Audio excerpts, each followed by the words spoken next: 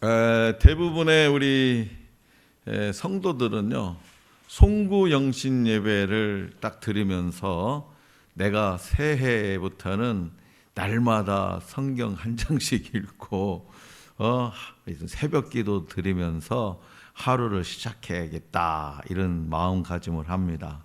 그래서 한 1월, 2월은 영적으로 무장되기 때문에 웬만한 시험은 다 이겨냅니다. 1월달, 2월달은. 하지만 3월부터는 이 영적 유혹과 시험들이 벚꽃잎이 휘날리면서부터 이제 흔들리기 시작해가지고 이 주님을 향한 발걸음을 흔들어대죠. 본격적인 농사철이 시작되는 5월부터는요, 농촌이든지 도시든 이 거센 파도처럼 밀려오는 일들에 에워싸여서 겨우겨우 하루하루를 버텨내고 견뎌냅니다. 그러다가 우리는 한 해의 절반을 마치면서 벌써 6개월이 지났어? 그러면서 맥추 감사절을 맞이하게 되죠. 77절에서 유래한 맥추 감사절은 반년 동안 주님께서 베풀어 주신 은혜를 기억하며 감사드리고 어려운 시절을 함께 지나온 사람들과 큰 잔치를 벌이면서 즐거워하는 시간이라는 점에서 반드시 지켜야 할 절기입니다. 오늘날 한국교회에서는 7월 첫째 주 주일, 7월 첫째 주 주일에 맥추 감사 주일로 지키며 1년의 첫 추수, 그러니까 보리나 밀, 그러니까 우리 교회 성도들은 농사 짓는 사람들이 거의 없기 때문에 이게 곡식을 추수하는 그런 은혜의 감사절기는 조금 막 피부에 와닿지 않아요. 그러나 1년의 첫 추수의 은혜에 감사하는 절기가 바로 맥추 감사 주일입니다. 자, 그렇다면 여러분들은 2025년 상반기 동안 받은 은혜를 돌아보고 감사하셨습니까? 하나님은요, 첫 것을 드리는 믿음의 태도를 기뻐하세요. 첫 것, 처음 난 것. 그래서 아벨은 양의 첫 새끼와 기름을 드렸고요, 이스라엘은 처음 난 것, 처음 익은 열매를 드렸습니다. 그렇기 때문에 감사는 순서의 문제예요. 남은 것으로 드리는 것이 아니라 먼저 드리는 신앙이 진짜 감사인 거죠. 우리 주님도 마태복음 6장 33절에서 이렇게 말씀하셨어요. 너희는 먼저 그의 나라와 그의 의를 구하라. 그리하면 이 모든 것을 너희에게 더하시리라. 오늘 우리에게 주신 본문 말씀은 예수님이 예루살렘으로 가시다가 어떤 마을에서 나병 환자, 한센병, 그 옛날 말로는 문둥병입니다. 그 나병 환자 10사람을 만나는 장면입니다. 그들은 차마 예수님께 가까이 다가오지 못하고 멀찍이 서서 소리 높여 말했어요. 예수 선생님이여, 우리를 불쌍히 여기소서. 예수 선생님이여, 우리를 불쌍히 여기소서. 그러자 예수님은 그들에게 이렇게 말씀하셨어요. 제사장들에게 너희 몸을 보이라. 그들은 제사장에게 가는 동안 몸이 깨끗해졌습니다. 그런데 그들 중에 예수님께 다시 돌아와 감사 인사를 드린 사람은 단 한 명밖에, 10사람 중에 단 한 사람밖에 없었습니다. 그는 이방 사람, 유대인도 아니고 이방 사람, 사마리아인이었습니다. 예수님은 이렇게 질문하십니다. 아니, 10사람이 다 깨끗함을 받지 아니하였느냐? 그 9은 어디 있느냐? 오늘 저와 여러분들은 어떻습니까? 그 9에 속한 사람입니까? 아니면 감사를 드린 사마리아인 같은 사람입니까? 우리는요, 좋은 것보다는요, 나쁜 것, 있는 것보다는 없는 것이나 부족한 것을 더 잘 찾아냅니다. 내 친구는 이번에 아파트 3억짜리 샀다는데 나는 왜 2억짜리밖에 못 사냐. 뭐 그런 걸 생각하는 거죠. 내 친구 아들은 이번에 수시로 서울대에 합격했다는데 우리 아들은 왜, 그런 걸 생각한다는 거예요. 부족한 것을 더 잘 찾아내요. 찾아내도 너무나 잘 찾아내. 그래서 하나님이 나에게 주신 것에 대해서 감사하기보다는 하나님께 서운함을 더 많이 느낍니다. 그렇다면 하나님이 오늘 저와 여러분에게 주신 것을 헤아려 보기 위한 올바른 감사의 법칙은 뭘까요?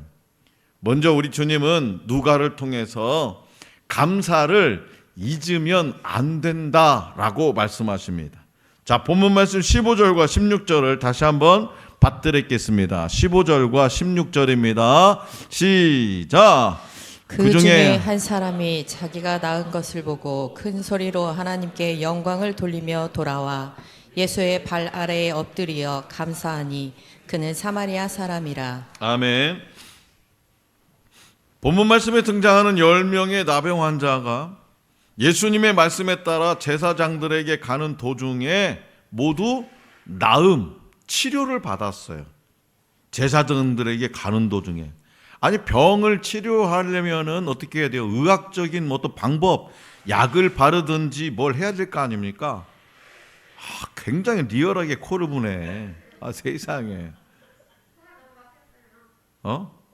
그래도 좀 이렇게 좀 예의상 예의게 해야지. 알라? 더 심하네, 더 심해.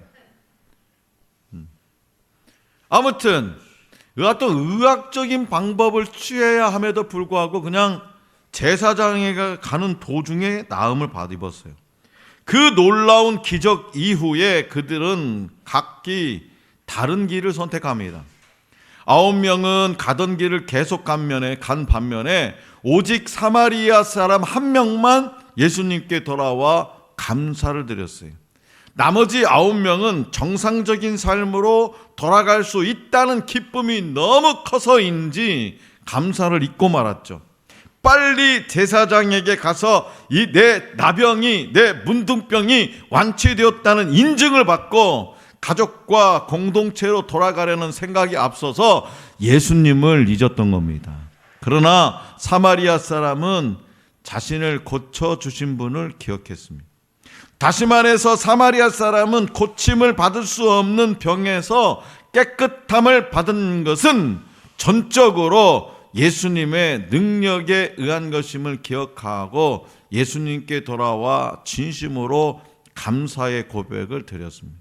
이처럼 감사는 하나님이 하신 일을 기억하는 것에부터 출발합니다.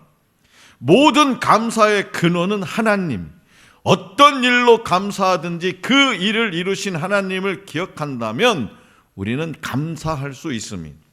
9사람은 벌어진 일에만 집중함으로 감사를 잊어버렸어요. 사마리아 사람은 자신을 고쳐주신 예수님을 기억했습니다. 은혜를 잊으면 감사할 수 없습니다. 그렇기 때문에 감사하는 사람은 영적 기억력이 좋은 사람. 둘째로 우리 주님은 누가를 통해서 감사를 미루면 안 된다라고 말씀하세요. 자, 본문 말씀 17절과 18절입니다. 17절, 18절 다 같이 시작. 예수께서 대답하여 이르시되 10사람이 다 깨끗함을 받지 아니하였느냐? 그 9은 어디 있느냐? 이 이방인 외에 하나님께 영광을 돌리러 돌아온 자가 없느냐 하시고. 아멘. 본문 말씀에 등장하는 사마리아 사람이 다른 9명과 달랐던 것은 감사를 미루지 않았다는 겁니다. 곧바로 시행했다는 거죠. 사마리아 사람은 병이 치유된 것을 자기가 알아채자마자, 인식하자마자 즉시 예수님께로 돌아왔어요. 반면에 다른 9은 감사를 뒤로 미뤘습니다. 그들에게 감사하는 마음이 없지는 않았겠죠. 불치병인데 그 병으로 인해서 얼마나 고통을 받고 있었는데 감사하는 마음이 있었겠지요. 없지 않았겠지만 그들은 감사를 뒤로 미는 겁니다. 나 몸이 나았다. 내 가족들에게 보이고 싶다. 제사장에게 빨리 가서 인증받아서 내 가족 고향으로 돌아가고 싶다. 오늘 우리도요, 미루다가 놓치는 일이 얼마나 많습니까? 내가 그 친구한테 전화 한번 해야 될 텐데. 그러다가 1년 가고 2년 가고, 엄마한테 전화 한 통 해야지. 그러다가 3개월 훅 지나고. 감사도 마찬가지. 하나님께나 사람에게나 감사한 일이 생각나면 즉시 감사를 표현해야 됩니다. 특히나 대한민국 남자들은 더 표현을 많이 해야 돼요. 우리 최성택 집사님 뭐 잘하실 것 같지만, 남자들이요 표현을 안 해. 표현은 좋으면 좋다, 싫으면 싫다, 더우면 덥다, 뭐 이래야 되는데 말을 안 해. 감사를 미루지 말아야 됩니다. 시간이 지나면 그 감사의 타이밍이 지나가 버려요. 지나버려요. 야, 여보 있잖아. 오늘 국이 왜 이렇게 맛있냐. 말을 해! 좀 제발. 말을 안 해. 맛이 있는 거지 없는 건지 얼굴을 표현 무표정해가지고 도대체 에라 모르겠다. 내일은 그냥 소금을 한 바가지 더 집어 넣어버리겠다. 그러면 한마디 하려나? 그런 생각도 하게 된다는 거죠. 타이밍을 놓치면 끝나요. 게다가 그동안 우리의 마음이 식어버려서 형식적인 감사에 머물 수가 있어요. 즉각적으로 감사하지 않으면. 그렇기 때문에 감사한 일이 떠오르면 즉시 감사를 표현해야 됩니다. 캐리 숙이라는 목사님은 이 사건에 대해서 이렇게 본문 말씀의 사건에 대해서 10사람 모두 선물을 받았지만 오직 한 사람만이 포장지를 벗기고 선물이 무엇인지를 확인했다. 10사람이 똑같이 선물을 받았는데 9사람은 포장지 뜯지도 않고 그냥 그 받은 것으로 난리를 났어. 그런데 한 사람은 포장지를 벗기고 선물이 무엇인지를 제대로 확인했다. 성도 여러분, 감사는요, 우리가 받은 선물의 진가를 확인하는 방법이에요. 감사하는 자가 더 큰 복을 받습니다. 복을 받고 감사하는 것이 아니라 감사하면 더 큰 복을 받습니다. 또한 미루지 않는 감사의 표현은요, 상대방을 기쁘게 합니다. 우리가 감사하면 하나님은 우리에게 또 다른 복을 부어주실 것이고 사람들은 우리를 칭찬할 겁니다. 결국 감사는 나에게 가장 좋은 일이에요. 존심상하는 게 아니라 좋은 일이에요. 그렇기 때문에 감사를 미루지 말아야 됩니다. 감사를 뒤로 미루어서는 안 되는 첫 번째 이유는 사탄이 틈을 타기 때문이죠. 사탄이 틈을 타면 감사에 대한 마음이 싹 사라져요. 이것이 전적인 하나님의 은혜가 아니라 우연일 수 있다는, 내가 재수가 좋아서 운이 좋아서 그런 생각이 들기 시작한다는 거죠. 두 번째 이유는 하나님을 잊어버리기 때문입니다. 감사를 뒤로 미루면 하나님과 멀어져서 점점 멀어져서 결국 하나님을 잊어버리고 자기가 주인이 되어서 산다는 거죠. 하나님의 은혜 속에 사는 자는 언제나 감사합니다. 그렇기 때문에 우리의 삶 속에 주님에 대한 감사가 사라졌다는 것은 곧 하나님의 은혜를 잊고 또 하나님에 대한 감사를 미루고 살아간다는 증거가 된다는 사실을 마음 깊이 새기시기 바랍니다. 마지막으로 우리 주님은 누가를 통해서 감사의 기준을 낮추라고 말씀하세요. 자, 19절입니다. 19절 다 같이 한 목소리로 시작. 그에게 이르시되 일어나 가라. 내 믿음이 너를 구원하였느니라 하시더라. 아멘. 예수님이 길을 가시다가 우연히 들르신 한 마을에서 나병 환자들을 우연히 만나신 것처럼 보입니다. 그러나 예수님께 우연이라는 단어가 통용되겠습니까? 우연? 예수님에게 우연이 있겠습니까? 예수님은요, 분명한 뜻 가운데 그 시각에 그 마을을 찾아가신 거죠. 그래서 저와 여러분들에게도요, 야, 오늘 운이 좋았다니까, 야, 재수가 좋았어, 절대로 그런 말을 하면 안 됩니다. 믿는 사람. 운이 좋아서 생길 일은 거의 없어요. 하나님의 뜻이죠. 분명한 뜻이죠. 자, 예수님을 찾아갈 수 없는 나병 환자들을 긍휼히 여기셔서 먼저 찾아가신 거예요.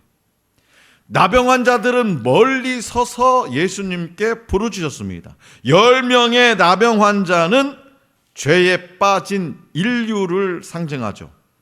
치유받기를 간절히 원하지만 당시 율법과 사회법상 부정하기 때문에 예수님께 가까이 다가갈 수가 없어요. 가까이 다가가면 그때 당시 말 사회법은 돌로 던지거든요. 쳐 죽여도 상관이 없어요. 주님은 자신에게 다가오지 못하는 이들을 찾아가시죠. 자신에게 다가오지 못하는 그 나병 환자 10명을 긍휼히 여기셔서 친히 찾아가십니다. 그들에게 예수님은 이렇게 말씀하셨어요. 가서 제사장들에게 너희 몸을 보이라. 아니, 치유도 되지 않은 상태로 제사장에게 가는 것은 무의미하고 위험한 일이었습니다. 그럼에도 그들은 순종했죠. 일반적인 상식으로는 이해가 안 되는 겁니다. 제사장에게 보이라는 것은, 야, 너희 몸이 문둥병이 나았으니까 제사장의 인증샷을 받아, 그 얘기인데, 낫지도 않았는데 어떻게 제사장이 내 몸을 나았다고 인증을 해줍니까? 그런데요, 그들의 순종이 치유를 가져왔지만, 치유는요, 그 치유는 감사를 통해서 완성됩니다. 9사람은 몸의 병은 치유받았지만 감사할 줄 모르는 그 마음은 여전히 병든 상태였어요. 평생 격리된 채 인간답게 살지 못하다가 예수님의 은혜로 새 삶을 얻었으니 감사는 너무나 당연하지 않겠습니까? 그러나 단 한 사람만이 감사를 드리기 위해서 예수님께 돌아왔고, 예수님은 그 사람에게 병의 치유뿐만 아니라 구원을 선포하십니다.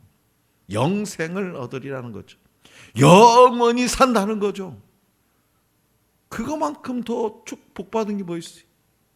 이처럼 감사는 육신의 치유를 넘어서 영혼의 문제까지 해결됩니다.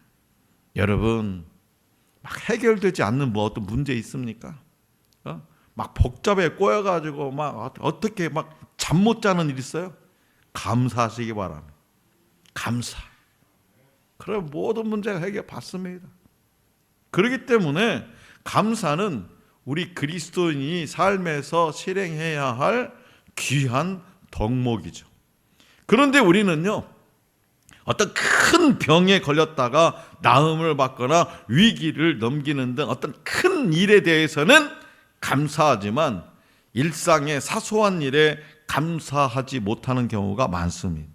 자, 그렇다면 그 이유는 뭘까? 그것은 바로 감사의 기준을 너무 크고 높은 곳에 두었기 때문입니다. 우리가 밤에 잠이 드는 것과 아침에 눈을 뜨는 것도 감사한 일입니다. 잘 자 했는데 아침에 인기척이 없어서 문을 열고 들어갔더니 그 28살 먹은 아들이 심장마비로 죽어 있습니다. 태권도 선수인데 그것도.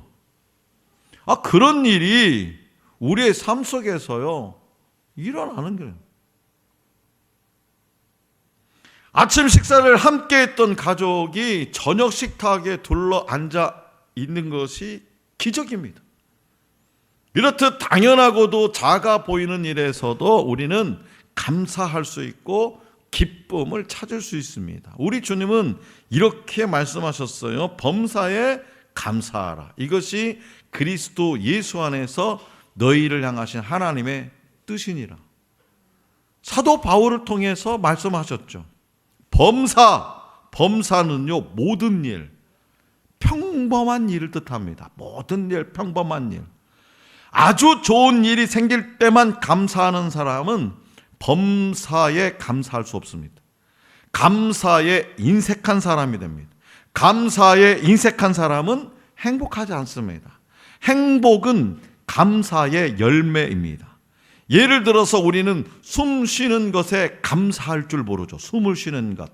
하지만 산소 호흡기를 의지해서 하루하루 숨을 쉬는 사람은 산소 호흡기 없이 단 1분이라도 숨을 쉬는 것이 기적으로 느껴집니다.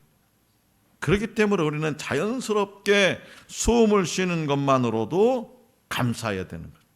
오늘 숨을 쉬며 살아 있다는 것은 어제 이 땅을 떠난 사람이 그토록 소원했던 것을 우리는 누리고 있다는 것을 기억해야 됩니다. 사랑하는 성도 여러분, 오늘 맥주 감사 주일을 맞이해서 지난 6개월과 지금 여러분의 모습은 어떻습니까? 하나님이 주시는 은사와 축복은 좋아하지만 하나님을 직접 만나려는 열망과 예수님께 감사하는 마음은 부족하지 않습니까? 이번 주에는 예전 주간보다도 몇 번 더 성도들에게 문자 메시지로 독려를 했습니다. 이번 주가 맥주 감사 주일이고 우리 교회가 총동원 주일로 지키자고 하니까 어떤 일이 있어도 예배에 참석해서 하나님께 감사 예배드리고 성도 간의 아름다운 사랑의 교제를 나누죠. 근데 징글징글하게 말 안 듣고 오늘 또 못 나오신 분 있어요. 네, 뭐 여러 가지 형편과 사정이 있겠죠. 그러나 어느 곳에 있든지 우리 하늘 소망의 성도들이 오늘 저와 여러분과 동일한 마음으로 하나님 앞에 오늘 감사 예배를 드릴 수 있기를 원합니다. 예수님은 기쁨의 순간에 병이 나아서 어떤 기쁨의 순간에 예수님을 기억하고 찾아온 사마리아인을 보면서 말씀하셨어요. 일어나라, 내 믿음이 너를 구원하였느라. 우리 윤우 버전으로 하면 네 믿음이 너를 구원하였느라. 일어나라. 그는요, 예수님을 만나서 육체의 질병이 치유되었을 뿐만 아니라 영혼이 구원받는 기쁨을 누리게 되었습니다. 그러니까 우리 이제 성도들은 다 감사 권사, 감사 집사, 감사 장로 되어야 됩니다. 감사하며. 이게 습관이 돼야 돼요. 습관. 제가 여러분도 알다시피 올해는 미국에 좀 못 갔지만 미국을 그래도 몇 번 갔다 왔습니까? 미국 마트나 뭐 이런 데 가서 돌아다니다가 그냥 나도 모르게 그냥 내가 잘못해가지고 부딪혀서 카트 같은 게 부딪혔잖아요. 그러면요, 나는 이 뻥끗도 안 오는데 미국 사람들은 자기가 잘못한 것도 아니야. 근데도 I'm sorry. 이게 입에 붙어 있어요. 그럼 미안합니다 하는 내가 욕할게요. 상대방이 잘못했다 할지라도 내가 막 반응은 어떻게 할 것 같아? 자기가 먼저 I'm sorry 하는데, 죄송합니다 하는데, 그럼 나도 죄송합니다. 예. 이런 거죠. 우리의 감사가 그렇게 습관이 되어야 된다. 감사합니다. 오늘 또 아침을 챙겨주셔서 감사합니다. 아이고, 오늘 또 건강하게 학교 다녀와 주셔서 감사합니다. 코가 막힌 것을 막 뚫리라고 애쓰는 걸 보니까 참 감사합니다. 그럼 어떻게 해야 될까요? 선생님. 예? 그 코 푸는 소리가요, 막 온몸을 자극합니다, 선생님.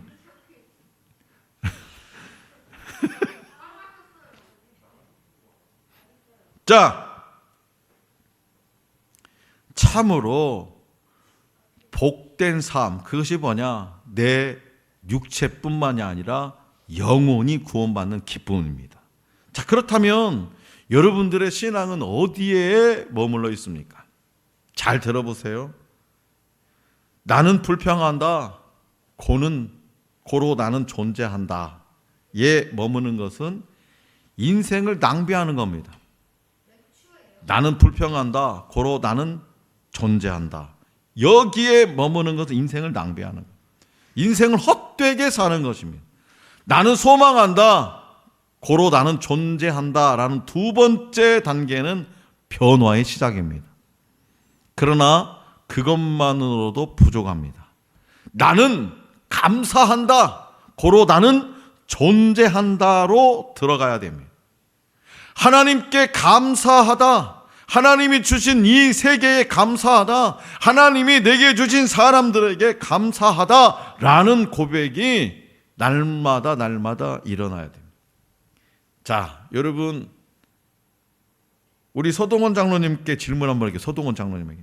서동원 장로님, 아내에게 고맙다고 한 것이 언제입니까? 거봐, 깜빡깜빡하고 있어요. 네, 오늘 아침 했어야지. 그럼 금방 얘기했을 거 아닙니까? 오늘 아침에 했습니다. 내가 근데 언제지? 박은영 권사님, 남편에게 감사하다고 말한 것이 언제예요? 남편에게 감사하다고. 심각하다니까. 심각해요. 우리 윤승현 집사님 참 안쓰러워.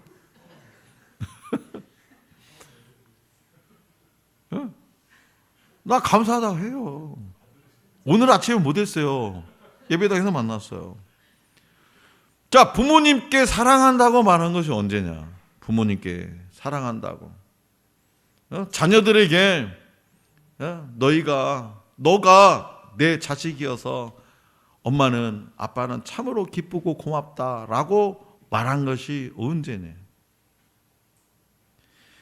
인생을 낭비하며 살지 않으려면 내게 주신 삶의 모든 것 하나하나를 떠올리면서 감사할 줄 알아야 됩니다.